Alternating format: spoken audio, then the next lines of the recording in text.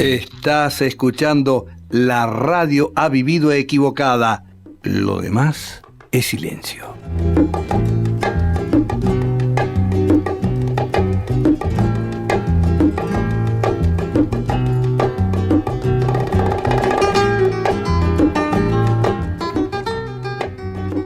Un mundo en crisis es el nombre de esta columna. Fabián Harari es su responsable, historiador y profesor de la Universidad de Buenos Aires. Fabián, ¿cómo te va? Buen día. ¿Qué tal, Gustavo? ¿Cómo estás? Todo muy bien. Bueno, ¿qué nos traemos hoy? Y hoy vamos a tratar de hablar un poco de nuestro vecino del norte, por varias razones. En primer lugar, porque casi uno piensa que la crisis mundial afecta muchísimo a la Argentina, pero en el medio de la crisis mundial hay un elemento que afecta mucho más a la Argentina, y es Brasil, nuestro gran vecino del norte. Nosotros, voy a empezar por Argentina para después ir para Brasil y después para volver. Dijimos que la Argentina no tenía soja, no tiene la posibilidad de la deuda, se acaba de confirmar hace poco que Vaca Muerta no va a arrancar, los precios del petróleo están completamente desplomados. ¿Y qué era lo que quedaba? ¿De qué rama se podía agarrar? De Brasil, es decir, a lo mejor un despegue de Brasil podía darle una oportunidad a la Argentina.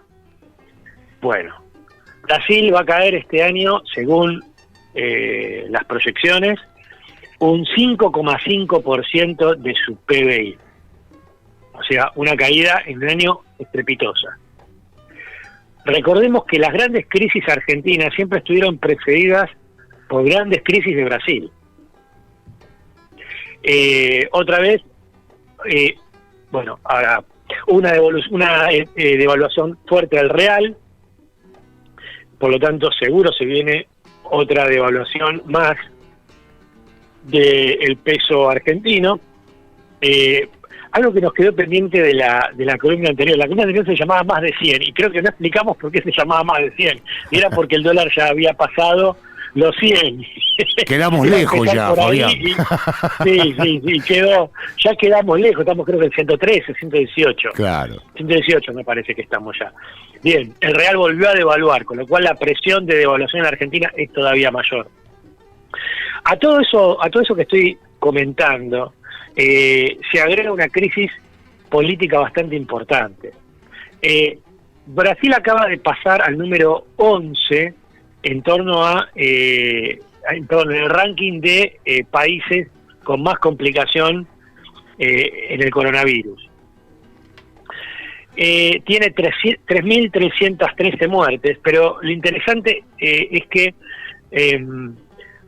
ayer asistimos al día con mayor muertes en un solo día, 407 muertes en un día, y en el estado de Amazonia se tuvo que apelar directamente a las fosas comunes. Y lo interesante es cómo Brasil, luego de haber sido gobernada casi una década y media por el PT, que digamos parece ser la última palabra en el progresismo latinoamericano y mundial, tiene en el sistema de salud una caída estrepitosa de las camas por habitantes. En el año 76, Brasil tenía 4 camas cada 1.000 habitantes. Cuando asume Lula, Brasil tiene 2,7 camas por habitantes. Uh-huh. En 2014 pasa a 2,2 camas por habitantes. Hoy tiene 1,95 camas por habitantes.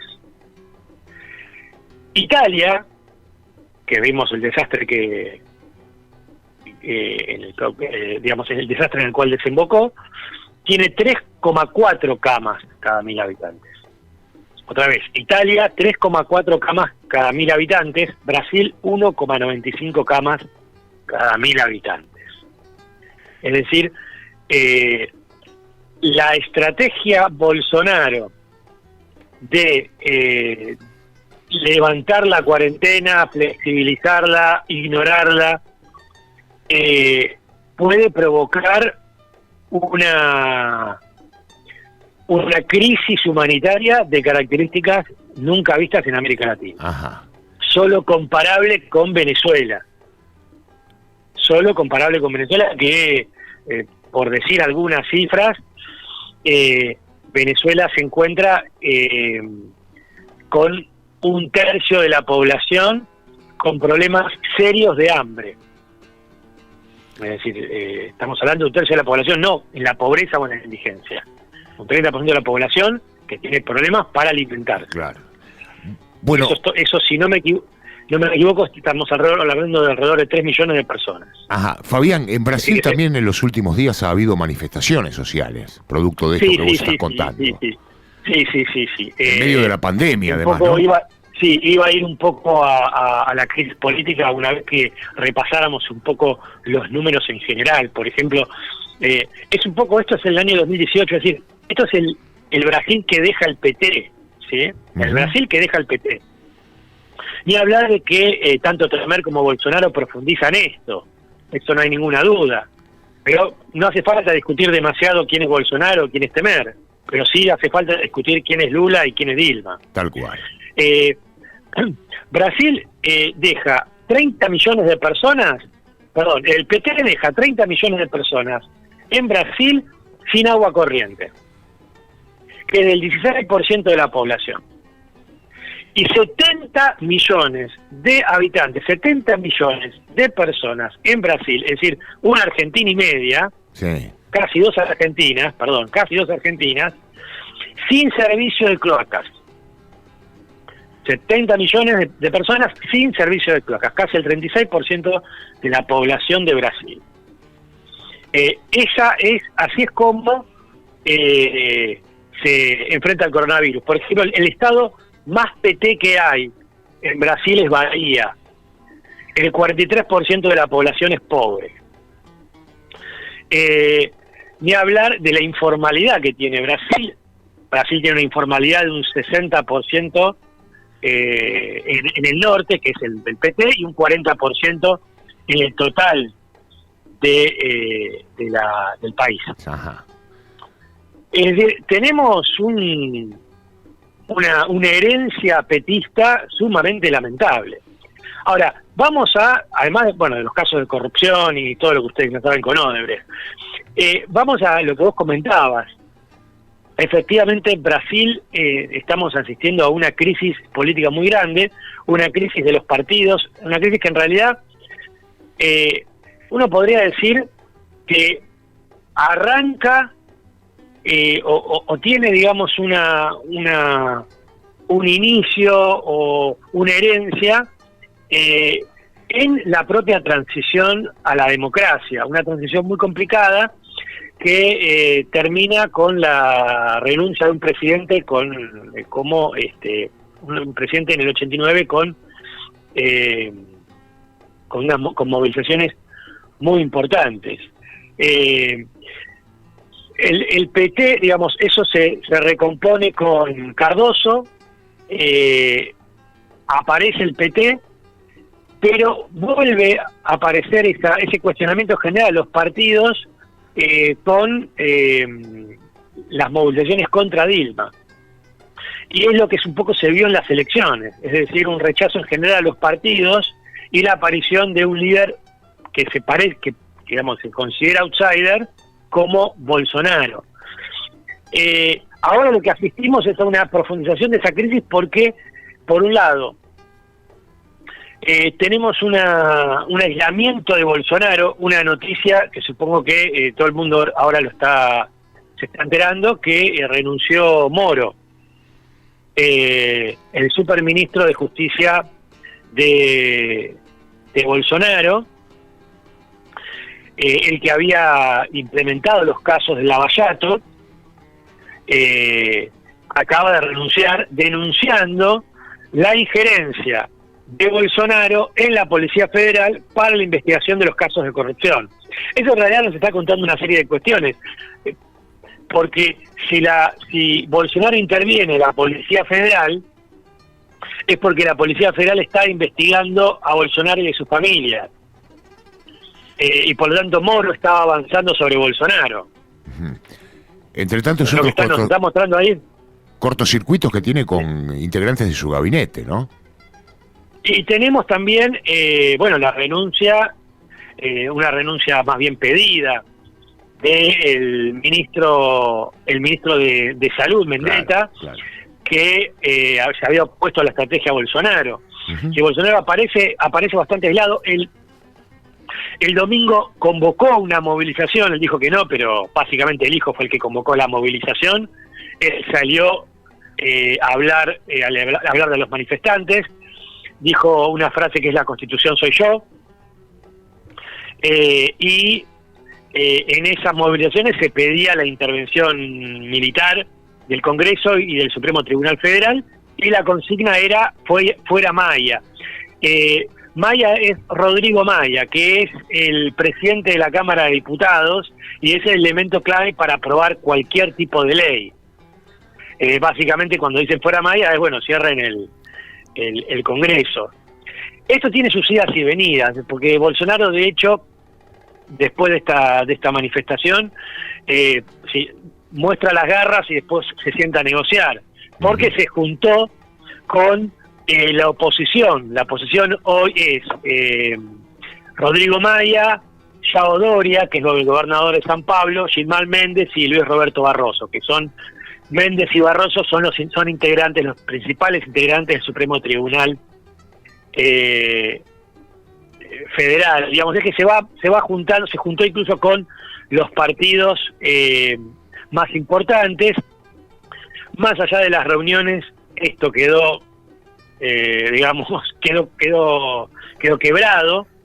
Se está armando ese frente con esta gente que yo dije: Doria, Méndez, Barroso y Maya están armando un frente opositor.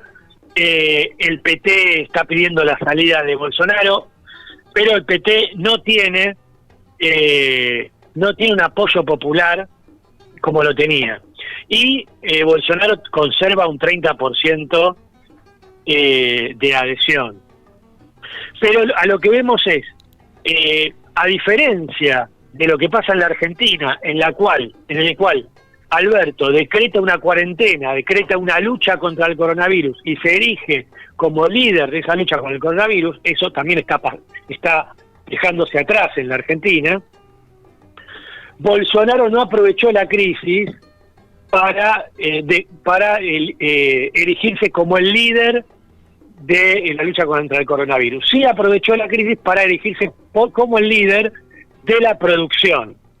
Es decir, Bolsonaro sí quiere aparecer como el líder de la reactivación económica de Brasil, que en este relato aparece bloqueado por el sanitarismo.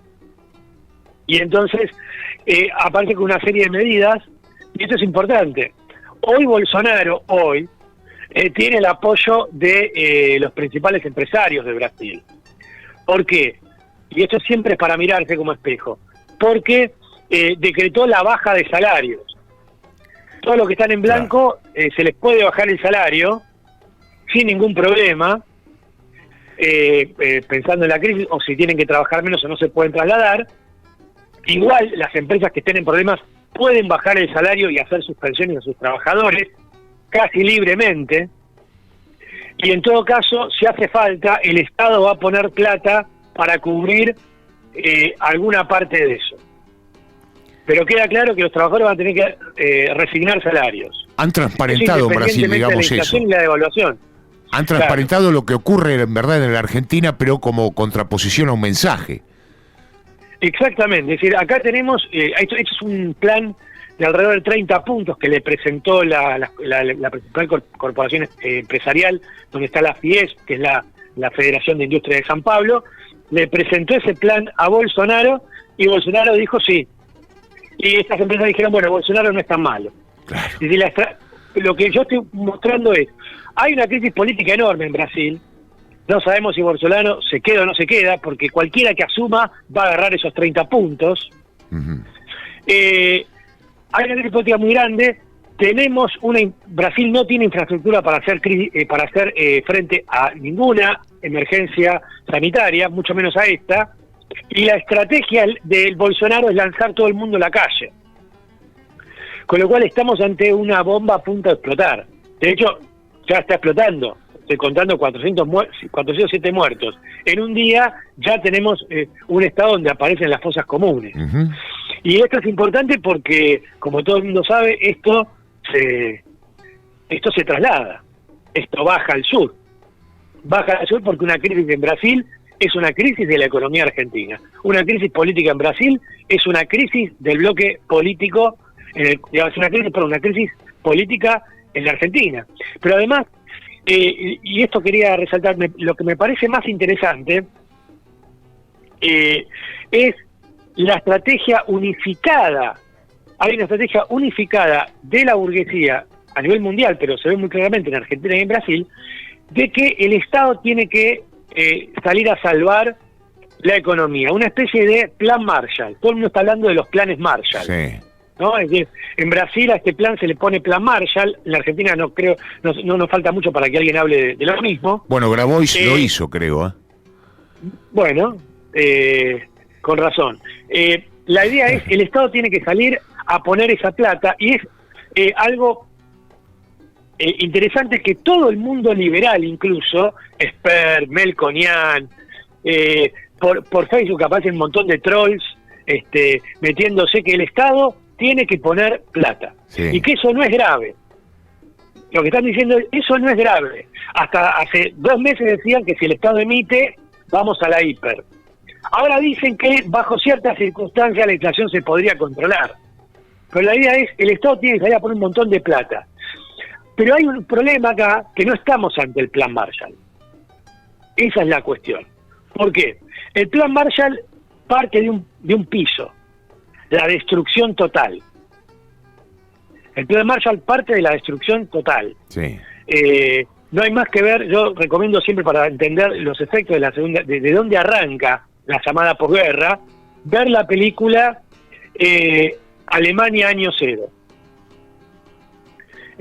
Una película clásica que es una película filmada en Berlín, digamos, a poco de terminar la Segunda Guerra Mundial, con escenarios reales y con gente real, digamos. Sí.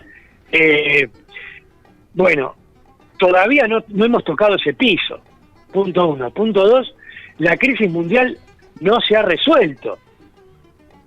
Y por lo tanto, de alguna forma, esos fondos estatales no hay de dónde sacarlos. ¿De dónde va a sacar la Argentina o Brasil la plata para ese plan Marshall? El plan Marshall, recordemos, es un plan financiado por Estados Unidos sobre Europa. Uh-huh. ¿De dónde va a sacar? ¿A quién le vamos a pedir? El mundo está en plena crisis. ¿A quién le vamos a pedir?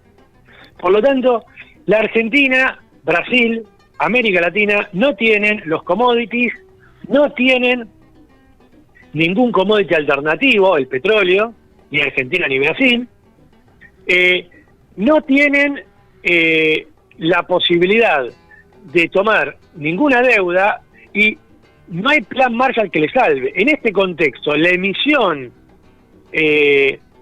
a lo pavote y descomunal que piensan hacer va a llevar una hiper. Ajá. Esto es indefectible, ¿no? Si hacen todo eso, no hay forma. Si emiten lo que emiten, sin ningún respaldo, vamos a una mega devaluación que esto en un momento va a la inflación. ¿Y esto sería inminente, Fabián? Te respondo lo que te respondí la vez pasada. Está bien. Hay muchas cosas, hay muchas variables que tienen que ver con la cuestión temporal. Sí. está el acuerdo ahora con el Fondo Monetario Internacional, perdón, con los acreedores, perdón. Sí. Los acreedores hicieron una contrapropuesta, no sé si ayer o hoy hicieron una contrapropuesta, ellos mismos dicen que están muy cerca de arreglar, ¿no? Es decir, la Argentina propuso, en lo que ellos calculan, un bono que está entre 35 y 40 dólares, y ellos lo proponen y proponen uno que esté 50. Es decir, las posiciones pareciera ser que se van acercando. Pero recordemos que la negociación es simplemente que la Argentina no pague durante 3 años. Pero no que la Argentina reciba dinero. Y hoy la Argentina necesita recibir dinero. Claro. Ese es el punto. Ahora, Fabián, no tiene de dónde sacar. Sí. Esa importancia que vos comentás que tiene Brasil sobre la Argentina o sobre el lado sur, ¿no?, de ese país. ¿Se puede expandir o se puede entender que se expande a toda, por lo menos, América del Sur? O sea, ¿Brasil es el eje de América del Sur? Es lo más probable. Uh-huh. Todas las economías, la mayoría de las economías de América Latina, eso por ahí le venden a Brasil y a su vez importan de Brasil. Uh-huh. Y si eso vale para muchas economías de América Latina, vale para la que más vale es para la Argentina.